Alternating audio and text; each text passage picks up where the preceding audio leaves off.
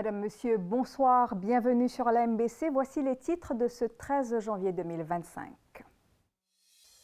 Retour en classe pour élèves et enseignants ce lundi, une rentrée marquée par l'introduction du Foundational Programme au secondaire. Le ministre de l'Éducation est notre invité ce soir. Nous verrons avec lui ce qui est appelé à changer cette année. Quelques élèves lui poseront également leurs questions. Un ordinateur portable de Jitendra Bisesar, ex-CEO de la MIC, saisi. Son interrogatoire reprend demain. Attention à l'arnaque en ligne, un Nigérian arrêté. Il aurait fait miroiter des rentrées d'argent via la crypto-monnaie à une centaine de Mauriciens. Pas de répit à Los Angeles, la situation reste critique. La journée de demain s'annonce dangereuse selon la météo. Le bilan humain monte à 24 morts. Peut-être demain Sûrement pas tout de suite, et toi? Et puis rencontre avec Clémence Soupe, celle qui porte la voix humaine de Cocteau sur scène. Une immersion émotionnelle à haute voltige. Une nouvelle année scolaire a commencé ce lundi pour environ 161 000 élèves, une rentrée pour les enseignants et les parents également. Une fois remis de leurs émotions, les élèves ont entamé cette première journée avec un emploi du temps plus ou moins léger. À l'école du gouvernement Ramsundar à Solferino, il y avait des pleurs et des sourires, vous le verrez dans un instant, avec cette visite guidée que nous propose Siddharth Thakuri. Il est en grade 5.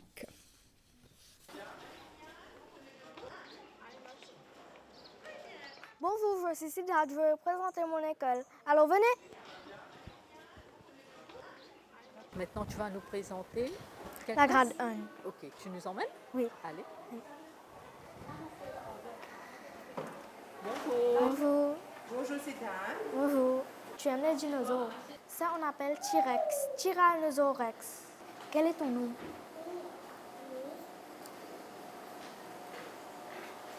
Aïch.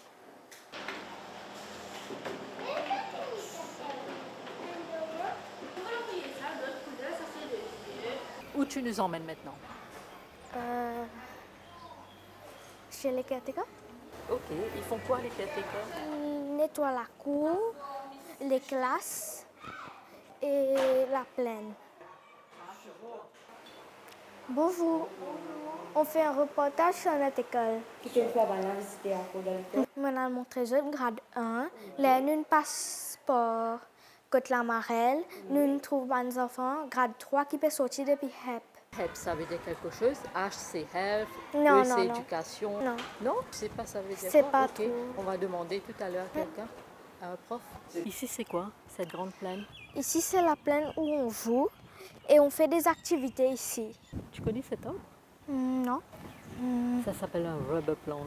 Il y a mon frère aussi qui est dans cette école, il est dans cette classe, Où tu nous emmènes maintenant? dans le bureau. Qui c'est qui vient au bureau? Les enfants méchants, quand ils se bagarrent ou quand ils se blessent, ils viennent au bureau pour ça, mettre médicaments. Je dois retourner en classe maintenant. Ben, merci, bye bye. Au revoir, à bientôt.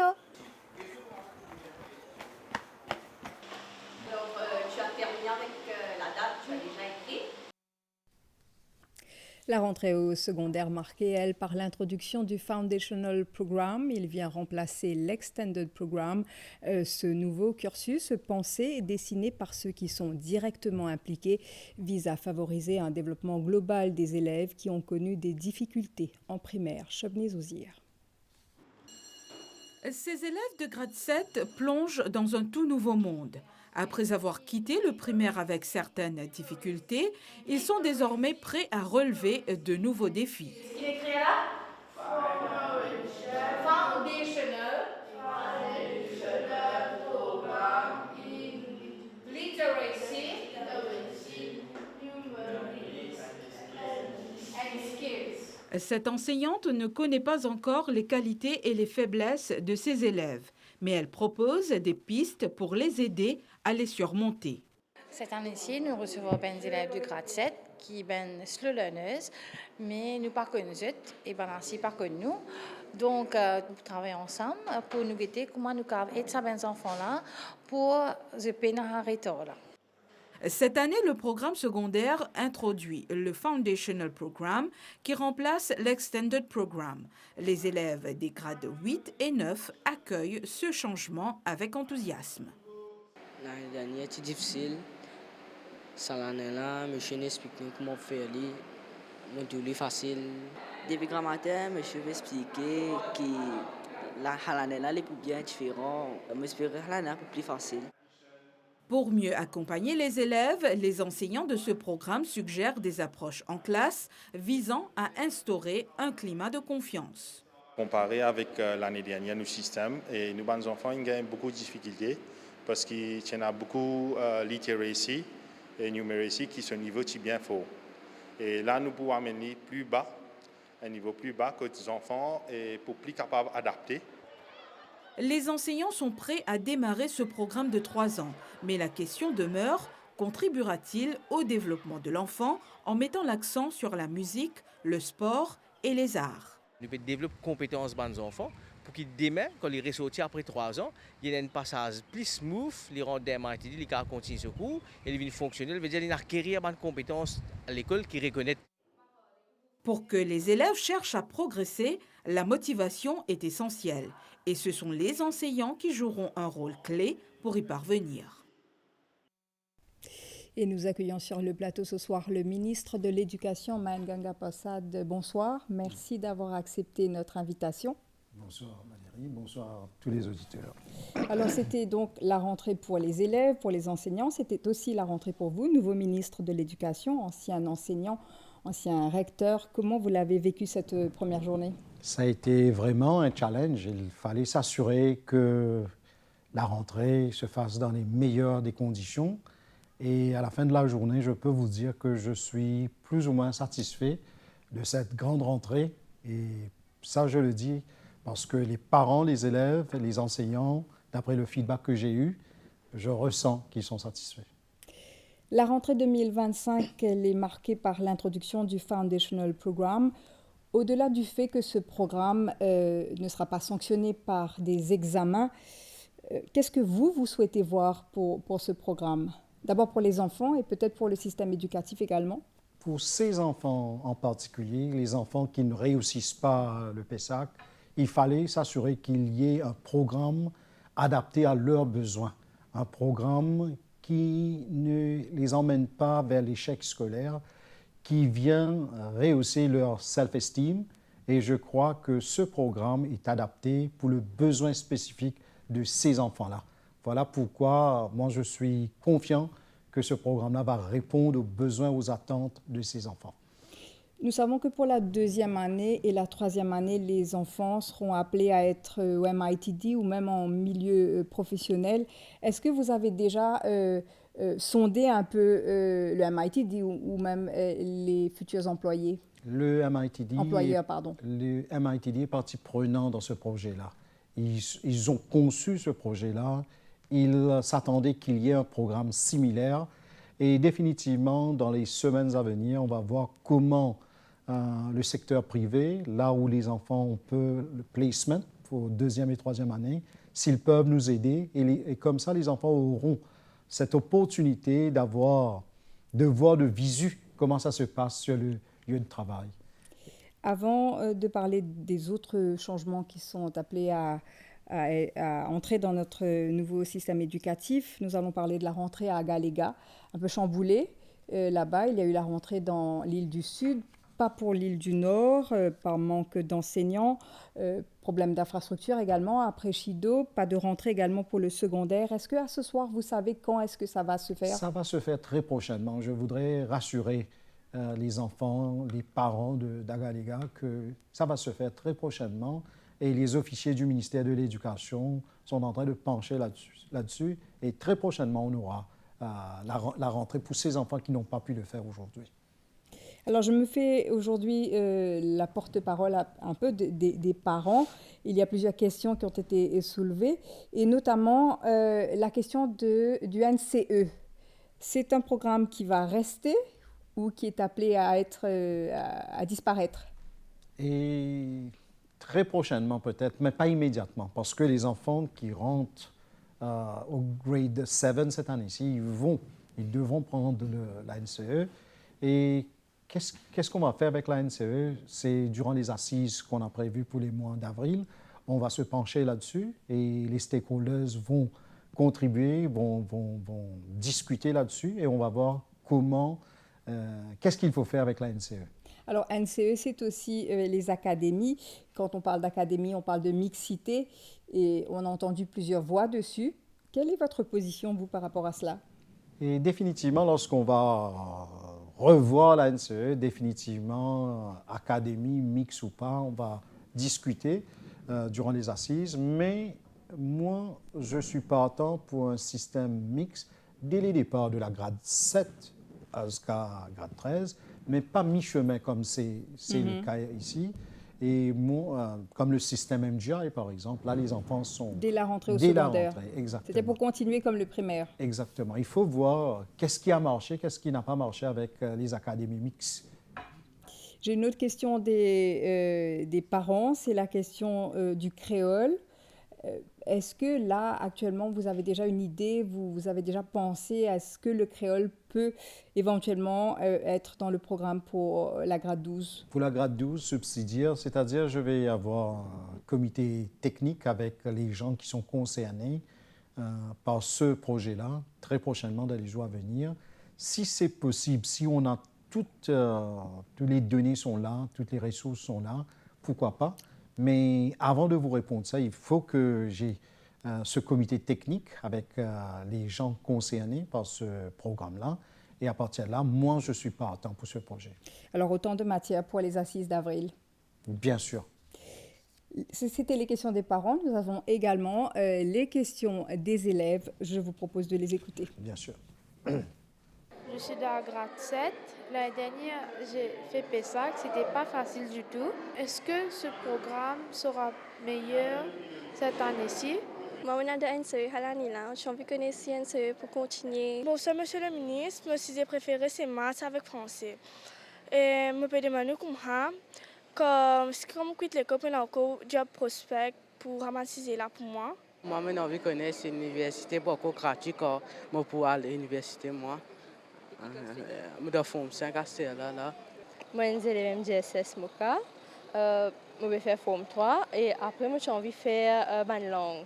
Mais j'ai envie de connaître est-ce qu'il y a plus d'options de côté langue pour continuer ma carrière. Voilà, je vous laisse répondre. Je suis vraiment fier de ces enfants-là. Ils osent poser des questions qui sont vraiment valables. L'université est gratuite, bien sûr. Et puis, il faut travailler comment garder les options lorsque les enfants vont terminer leurs écolages dans différentes matières. Il faudra que ces enfants-là réalisent quelle est la demande du marché. Par rapport à ça, ils vont faire leur degré, etc., pour qu'il n'y ait pas ce qu'on appelle le skill mismatch, comme c'est le cas aujourd'hui. Je leur demanderai de voir ça très, très clairement, bien, avec beaucoup de sérieux, avant d'entreprendre des études universitaires, à ce qu'ils ne soient pas par la suite unemployed, comme on dit souvent des fois, parce qu'il faut qu'ils fassent quelque chose qui va leur donner cette possibilité d'être employable par la suite. Cet accompagnement devrait se faire déjà peut-être au niveau de... Careers Guidance, voilà. Par exemple. Il faut mettre des structures pour que les enfants puissent poser des questions. Ils auront le needs analysis de notre société et comme ça, ils sauront dans quelle filière se lancer pour leur université. Une de vos premières annonces concernait l'utilisation, la place du téléphone portable dans les établissements scolaires, une proposition qui a reçu différents échos. Aujourd'hui, vous avez proposé aux élèves de laisser leur téléphone dans leur sac. Je vous propose de voir s'ils y étaient bien et on en reparle juste après. Lorsque nous arrivons au Goodlands SSS, dans ce petit groupe d'une quinzaine d'élèves, au moins 10 avaient le nez collé à leur portable. Après avoir passé 3 heures en classe, cela semble être un moyen de décompresser. En ce premier jour de l'école, la décision qui est à l'étude d'interdire l'utilisation des téléphones portables dans l'enceinte de l'école est diversement commentée. capable de suivre la classe plus bien, pas rester au téléphone, pas jouer. Passer le portable en classe, m'a accepté parce qu'il y a un respect envers mon professeur et en même temps, nous pouvons concentrer mieux à l'étude. Spécialité téléphone de la classe pour prendre une concentration. Je dois venir, je dois comprendre ce qu'il expliqué et je dois faire mon devoir, même en assessment. Donc, préférable passer venir en classe.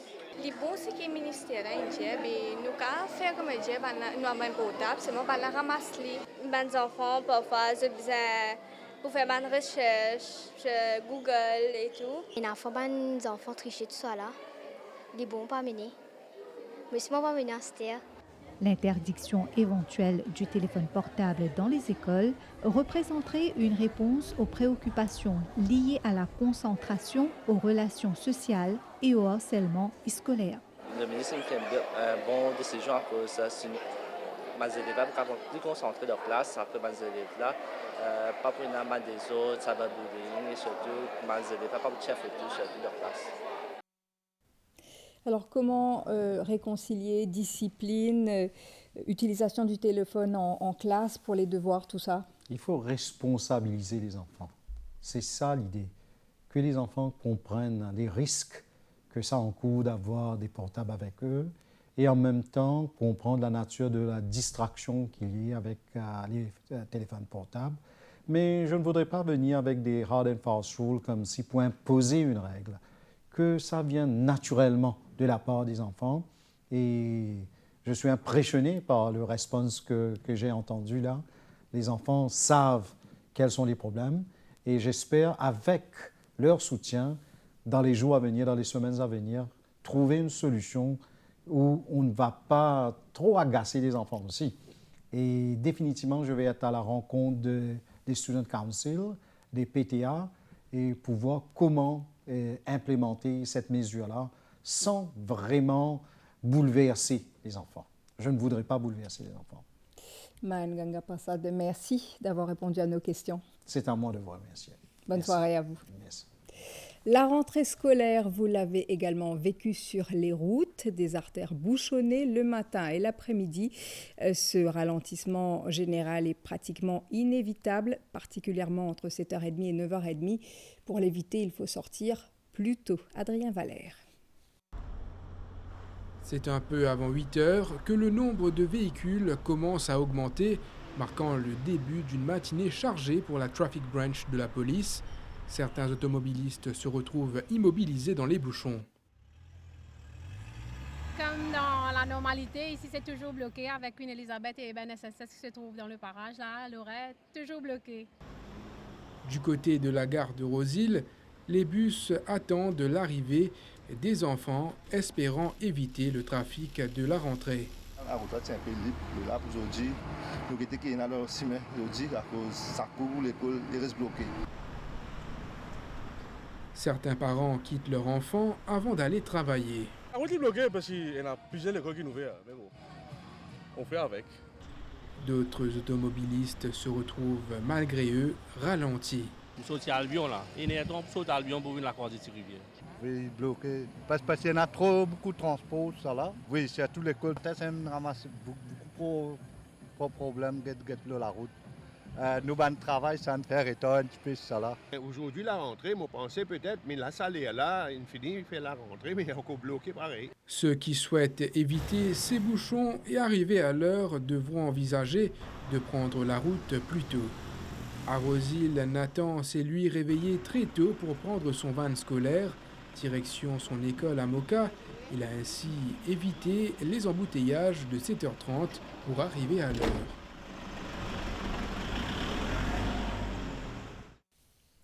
Également dans l'actualité de ce lundi, cette déclaration conjointe des gouvernements de Maurice et du Royaume-Uni qui souligne les avancées dans leurs négociations sur l'archipel des Chagos, y compris Diego Garcia. Les deux parties travaillent activement à la conclusion d'un accord en privilégiant la voie du dialogue. Il a été noté que les représentants des deux pays se sont récemment réunis à Londres pour de nouvelles discussions fructueuses. Des progrès significatifs ont été réalisés et les négociations se poursuivent en vue vue d'un accord qui réponde aux intérêts des deux parties. Les gouvernements mauricien et britannique ont réaffirmé leur engagement à conclure un traité visant à reconnaître la souveraineté de Maurice sur l'archipel des Chagos, tout en garantissant le fonctionnement sûr, efficace et à long terme de la base militaire de Diego Garcia. Aux États-Unis, Los Angeles continue de brûler. Rien ne semble pouvoir stopper la progression rapide des incendies de forêt. La situation reste hors de contrôle. Les météorologues avertissent que la journée de demain pourrait être la plus dangereuse pour les habitants. Dans le même temps, le bilan humain s'alourdit. Le nombre de morts est désormais porté à 24. Les commentaires d'Abdel Bolaki. À Los Angeles, les pompiers poursuivent leurs efforts pour maîtriser les incendies de forêt. Une tâche particulièrement ardue alors que les flammes continuent de tout ravager sur leur passage. Le bilan des victimes s'est alourdi, 24 morts et des milliers de sans-abri. Les autorités préviennent que ces chiffres pourraient encore augmenter à mesure que les équipes accompagnées de chiens détecteurs poursuivent leurs recherches systématiques dans les quartiers dévastés. Sorry, I feel so bad for the people. So just wanted to come help somebody. Un centre a été mis en place pour permettre aux habitants de signaler les personnes disparues. Les météorologues de la région prévoient le retour de vents forts cette semaine, avec mardi annoncé comme la journée la plus dangereuse. Elevated critical fire weather conditions. Cette situation terrible pourrait perdurer jusqu'à mercredi. Soyez rassurés que nous serons à vos côtés. Will be prepared. Face à cette situation, les services de secours redoublent d'efforts pour limiter les dégâts, bien que la situation reste difficilement maîtrisable à ce stade.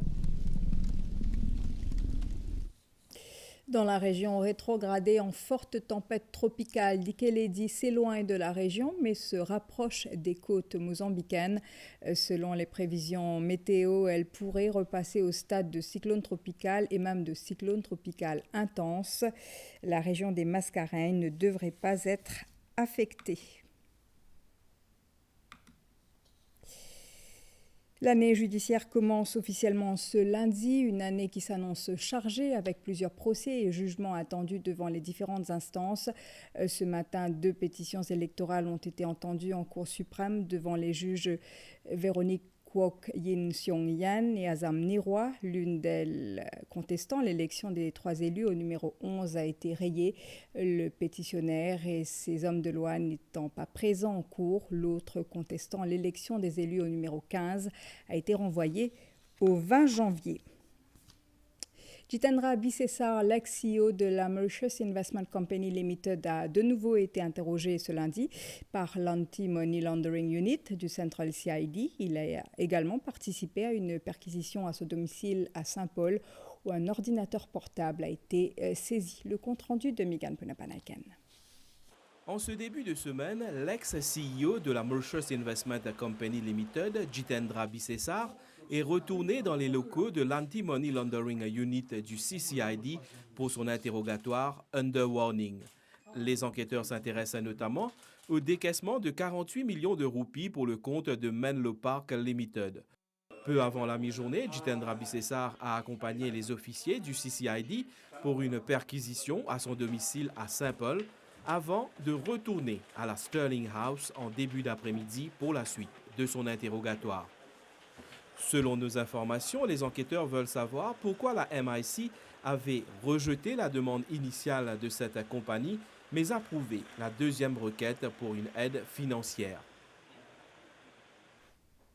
Et l'interrogatoire de Jitendra Bisesar a pris fin peu avant 18h et il reprendra demain matin. Yinka Aderi Bigbe, un Nigérian de 37 ans, arrivé à Maurice avec un visa étudiant, est en détention policière depuis la semaine dernière. Il est accusé d'arnaque en ligne et d'escroquerie. Il se serait fait passer pour un expert en crypto-monnaie et aurait arnaqué près d'une centaine de Mauriciens pour plus d'1,2 million de roupies. Ce genre d'escroquerie est loin d'être un cas isolé. Kavin Tapessar. À travers ses activités frauduleuses, l'étudiant nigérian Yinka Aderi Bigbe a empoché au moins 1,2 million de roupies et s'est même permis le luxe d'acquérir une berline estimée à 800 000 roupies. Pour arriver à ses fins, Yinka Aderibigbe a mis en place un stratagème bien rodé. Il a créé un faux site web pour leurrer ses clients. Il leur promettait des retours mirobolants sur leurs investissements. Ce n'est qu'au moment d'effectuer un retrait en crypto-monnaie que les victimes se rendaient compte qu'ils avaient été arnaqués. Il y a une raison qui fait un régulateur, gouvernement, parlement, ils mettent la loi. La loi là, c'est pour protection de l'investisseur. Et plus petit investisseur là, plus important la protection. Et vous connaissez, donc parce qu'il peut y avoir plus l'impact pour lui quand il paye sa casse là. Donc pour nous réduire au service mondial qui pas sous la supervision de la FSI, les vignes beaucoup plus difficile si on a un problème ou casse perdu les coquins ou casse. La Financial Services Commission demande aux Mauriciens de se montrer vigilants avant d'investir leur argent en ligne. Si jamais je peux trouver des gens pour investir, nous conseillons de venir à la FSI. À la FSI, on fait un complaints and whistleblowing desk. Je peux contacter nous. Si tu envie de connaître pas une licence, ça aussi nous peut aider. Si tu envie de connaître pas un produit légitime, ça aussi nous sommes capables d'aider. La liste des victimes du Nigérian continue de s'allonger. Yinka Aderibigbe comparaîtra en cour de Pamplemousse ce mercredi où sa remise en liberté conditionnelle sera débattue.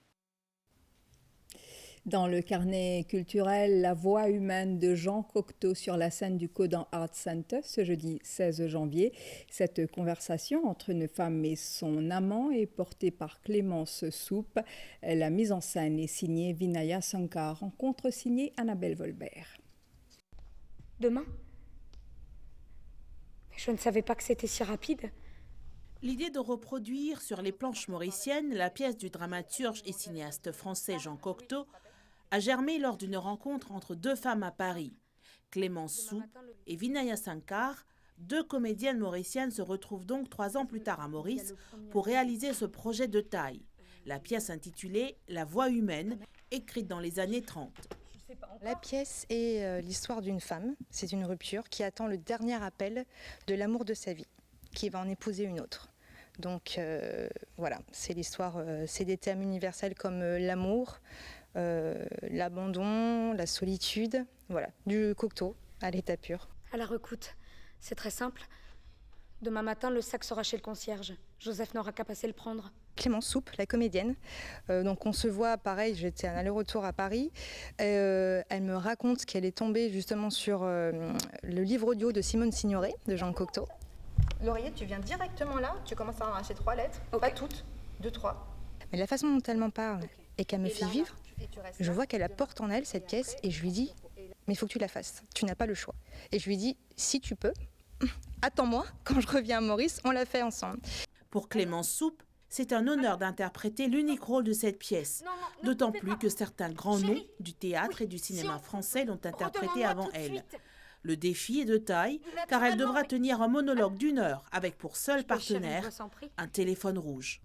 Allô ? On avait envie de prendre le texte tel qu'il était. On n'avait pas forcément envie d'en faire une réadaptation, mais juste parce qu'il est tellement beau et puissant et que ces grandes actrices ne l'ont pas joué par hasard, on a voulu le garder tel quel pour pouvoir peut-être être à la hauteur de ce texte-là. Donc c'est un grand challenge, mais c'est à prendre avec plaisir.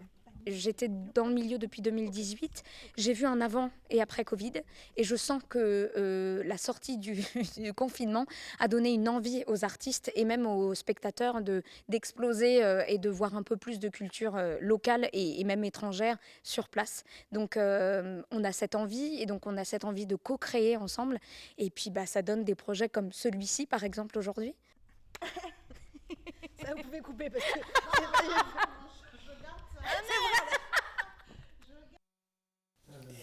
Sur scène, ce jeudi 16 janvier, nous terminons cette édition avec ce focus sur la smartwatch. Bien plus qu'un accessoire tendance, c'est devenu un outil santé pour beaucoup. Elle permet de comptabiliser les heures de sommeil, de connaître son rythme cardiaque, de calculer les grammes de calories brûlées et surtout les fameux 10 000 pas par jour. De l'avis des médecins, la smartwatch ne remplace pas un bilan médical. Les explications d'Achibachou. Là, moi, j'ai fait un petit échauffement léger. Ça veut dire que je vais morcer un petit peu. Donc là-dedans, je me dis, je mets là. Et là, il montre moi mon heartbeat. Ce gadget l'accompagne chaque jour lors de ses séances d'entraînement à la salle de sport. À la portée de main, Ridi surveille ses données, car elle a des objectifs à atteindre. Je me sers un smartwatch every day à cause j'ai track mes calories et de façon me pétrine. Donc je sais combien de calories je peux perdre et est-ce qu'il est équivalent avec mon intake, mon food de calories aussi. Donc ce sera efficace pour moi que ça aide moi pour connaître si je peux adapter pour ma diète et que ça aussi aide moi pour connaître si je peux faire assez d'exercice pour maintenir mon weight qui me tient en vie. Alors que la technologie s'infiltre dans les salles de sport, certains préfèrent se fier aux équipements classiques pour une meilleure précision, comme c'est le cas pour Arjuna Jagisar, coach principal. Je trouve beaucoup servi ce smartwatch. Après classe là, je montre aux camarades et mon perdu temps, toi comment tu perdu. Je pense si ça m'a dit mon ce smartwatch ça pourrait des autres mains et puis moi je connais combien de calories je perdu aujourd'hui et moi je connais combien de steps je peux faire. Moi on a les autres façons que comment dire, on a moment l'appareil que check ban athlète, le BMI, le body fat, la masse musculaire, le poids, etc. Moi je traque les tricots d'une autre façon. Là moi je suis mon client. Pour d'autres utilisateurs, ils croient fermement aux données de la smartwatch. Mes pas me faire tous les jours, mon rythme cardiaque, tout ça. Et fini à moi. Comme si je suis malade, moi, côté médecin, mais puis je check sur mon smartwatch pour regarder un petit coup qui ne va pas, tout ça. La montre connectée possède différentes fonctions, l'indicateur de pas étant la fonction la plus utilisée. Mais attention, ce gadget n'est pas un appareil médical. Il n'est pas diagnostique, il n'est pas sensible pour détecter un problème. Si on trouve quelque chose d'anormal dans un smartwatch ou bien un device qui est servi, bien sûr, il y a un docteur. Un smartwatch, pas pour dire qui a un problème cardiaque. Le docteur, pourquoi pas, diagnostic ça, il donne nous un traitement pour ensuite, qui nous besoin plus rester vigilant. C'est une fois qu'on nous pas senti nous bien, nous smartwatch peut dire nous qui nous correct, qui nous heartbeat correct et qui nous ban valeur correct. Il n'est pas une bonne affaire pour tout le temps écouter nos devices dans ces conditions-là. L'évolution de ce gadget continue. Si votre montre vous demande de bouger ou de boire un peu d'eau, ce n'est pas de la magie. C'est en effet un nouveau moyen qui nous aide à comprendre les besoins de notre corps. Avoir beaucoup d'informations sans savoir quoi en faire, c'est pratiquement inutile. Ce qu'ils essaient de faire maintenant, c'est de baser les données sur de vraies indications et de vraies informations, telles que vous avez besoin de dormir plus, de marcher plus, entre autres. C'est là que ça évolue encore plus. Il est également bon de savoir que les capteurs et les infrarouges dans votre montre ne sont pas nocifs. Ils ont été testés. De plus, nous avons remarqué que certaines personnes sont devenues accros au surentraînement. Nous recommandons donc toujours d'obtenir une autorisation médicale avant de faire de l'exercice, car il est dangereux de remplacer un professionnel de la santé par un appareil électronique. Si vous souhaitez acheter une smartwatch, il est recommandé de visiter le site web de la Food and Drug Administration pour vérifier la liste des appareils approuvés par l'organisation. Vous serez sûr de votre choix. Voilà qui est dit, ce qui nous amène à la fin de ce journal. Madame, Monsieur, merci de votre attention. Je vous retrouve demain soir. Bonne soirée sur la MBC.